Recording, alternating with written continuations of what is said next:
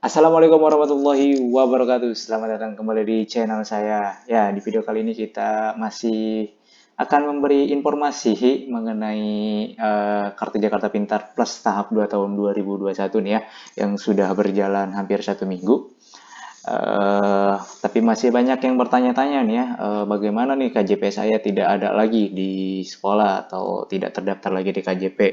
Kenapa bisa seperti itu? Terus mekanisme pendaftaran KJP-nya itu seperti apa gitu kan, kalau misalkan yang nggak terdaftar, yang tidak ada di pengumuman sekolah harus berbuat apa dan harus bagaimana, kemudian daftarnya kemana, melalui apa gitu ya. Pasti teman-teman banyak yang bertanya seperti itu ya, untuk teman-teman yang tidak terdaftar di Kartu Jakarta Pintar Plus tahap 2 ini nih. Ada juga yang bertanya, saya sudah terdaftar di DTKS, saya sudah menanyakan ke kelurahan dan terdaftar di DTKS, tapi eh, namanya tidak muncul tuh di sekolah gitu.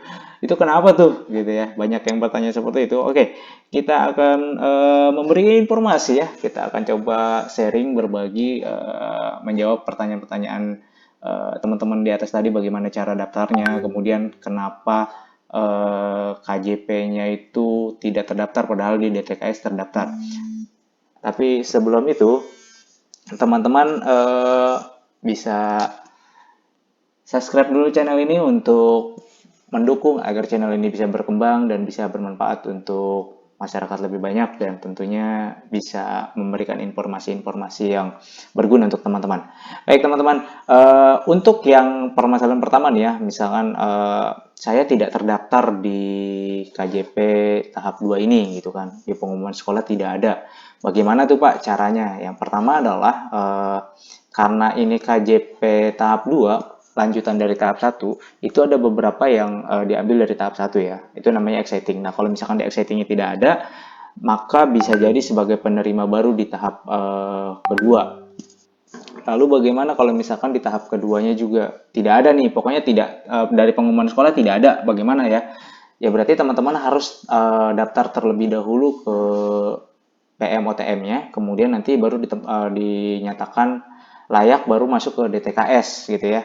Kapan PMOTM-nya itu daftar? Biasanya PMOTM-nya itu ada waktunya ya, waktu-waktu pendaftarannya. Kalau sekarang daftar boleh nggak Pak? Ya silakan saja dicoba gitu kan. Tapi kayaknya masih loading gitu. Tapi ada beberapa juga yang bisa. Tapi baiknya menunggu nanti ada pendaftaran PMOTM. Biasanya ada tanggal-tanggalnya, ada periode-periodenya. Nah, ketika nanti dibuka pendaftarannya, silakan teman-teman mendaftar ke PMOTM-nya untuk nanti diseleksi dan dilihat, disurvei, kemudian ketika nanti dinyatakan lolos baru masuk ke DTKS. Nah, itu ya begitu ya teman-teman, kalau misalkan mau mendaftar KJP di tahap 1 tahun 2022 nanti, tahun depan gitu, agar namanya masuk ke KJP di tahun depan, ya berarti teman-teman harus daftar PMOTM-nya terlebih dahulu nih sekarang nih ya, agar nanti disurvei kemudian dinyatakan layak baru masuk ke DTKS. Nah kan di survei itu ada beberapa ya kan, misalkan pendidikan orang tuanya lebih dari SMA, misalkan S1 atau S2, nah biasanya itu langsung secara sistem langsung gagal tuh. Jadi kalau teman-teman yang orang tuanya memiliki pendidikan jenjang S1, S2, bahkan S3, maka kemungkinan besar tidak layak tuh ya untuk mendapatkan KJP by sistemnya gitu. Nah, permasalahan yang kedua adalah bagaimana jika saya sudah terdaftar di DTKS, Pak, tapi tidak muncul namanya di pengumuman sekolah. Ya kemungkinan data yang diambil DTKS itu pada saat cut off data kamu belum masuk. Contoh, misalkan cut off itu pengambilan data ya. Jadi data DTKS diambil sama P4OP itu misalkan diambilnya di bulan 6 bulan terakhir. Berarti ini kalau bulan September kurang lebih di bulan Maret lah ya. Di bulan Maret itu diambil. Nah, kamu daftarnya itu di bulan Juni atau bulan Juli gitu ya. P4OP ngambil data bulan Maret, kamu daftar DTKS-nya itu bulan Mei atau bulan Juni. Kan udah lewat tuh Maret, April, kelewat 2 bulan atau 3 bulan, datanya sudah masuk ke P4OP, kamu masih ada di DTKS. Nah, makanya pada saat pengumuman yang sekarang, nama kamu nggak muncul. Walaupun kalian terdaftar di DTKS. Itu teman-teman ya jawabannya. Jadi kalau misalkan, Pak, nama saya terdaftar di DTKS, tapi kenapa tidak muncul di sekolah? Kemungkinan besar adalah seperti itu. Data yang ada di DTKS diambilnya cut off-nya sebelum kalian daftar atau sebelum nama kalian masuk. Tapi kalau misalkan nama kalian sudah masuk sebelum tanggal cut off, pasti akan keambil nih, gitu. Cut off-nya bulan Maret, misalkan kalian daftarnya di bulan Juni atau bulan Juli, otomatis nggak akan keangkut. Keangkutnya nanti atau ke bawahnya nanti kalian mungkin kemungkinan besar akan masuk di tahap tahun berikutnya, tahap 1 tahun 2022 gitu, kemungkinan akan masuk di situ kalau kalian daftarnya di bulan-bulan sekarang nih gitu kan, karena kan kemarin kan di bulan Juli sampai bulan Juni itu ada pendaftaran PMOTM yang mungkin kalian daftar di situ, sementara cut off yang P4OP-nya diambilnya di bulan Maret gitu ya. Nah, jadi tidak terambil, atau kalian sudah daftar PMOTM tapi tidak masuk DTKS. Mungkin ada beberapa yang kayak tadi kan ada yang nanya tuh, Pak, saya sudah daftar PMOTM tapi nama saya tiba-tiba hilang. Ya kemungkinan by system dia gugur gitu ya. Entah ada instrumen yang kalian isi memang yang tidak memenuhi syarat sebagai warga miskin seperti itu, kan di sistemnya ada pemilihan, ada pilihan-pilihan instrumennya. Kemudian ada juga misalkan sudah masuk DTKS tapi belum disetujui DTKS-nya itu, misalkan dari tingkat dinas sosial ataupun sampai Kementerian Sosial. Nah, itu kan harus ditetapkan dulu DTKS-nya, nominasinya.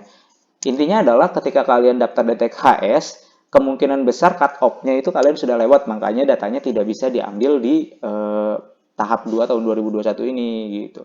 Begitu teman-teman ya. Jadi kalau misalkan yang mau daftar sekarang ya berarti daftar PMOTM-nya dulu sampai disurvei, kemudian dinyatakan layak masuk DTKS. Kemudian nanti yang kedua adalah teman-teman kalau sudah terdaftar di DTKS, dilihat tuh cut off-nya ya, terdaftar di DTKS tapi tidak masuk ke KJP, kemungkinan cut off-nya itu terlewat atau sudah lewat dari cut off pengambilan data dari DTKS-nya. Kemudian yang ketiga untuk teman-teman yang sudah dapat, ya udah berarti kalau misalkan teman-teman yang perpanjang tidak perlu lagi repot-repot mengurus apa-apa ya, karena yang tahap 1 itu langsung ke tahap 2 dan teman-teman bisa ngecek apakah teman-teman masuk ke tahap 2 langsung di menu pencarian ya, periksa status penerima KJP, itu videonya caranya ada di video sebelumnya, silakan teman-teman cari. Kemudian kalau sudah seperti itu, yang baru ya harus melengkapi berkas lagi. Kalau yang lanjutan sudah otomatis masuk ke tahap kedua. Begitu teman-teman ya. Kalau untuk yang baru ya silakan daftar PMOTM dulu. Kalau dinyatakan layak maka nanti insya Allah di tahun berikutnya atau di tahap berikutnya di tahun 2022 akan masuk sebagai penerima. Itu teman-teman informasi yang bisa kita bagi. Mudah-mudahan informasi ini bisa bermanfaat. Jangan lupa untuk di-like, di-share, dan jika ada pertanyaan silakan langsung ditanyakan di kolom komentar. Ya, terima kasih. Wassalamualaikum warahmatullahi wabarakatuh.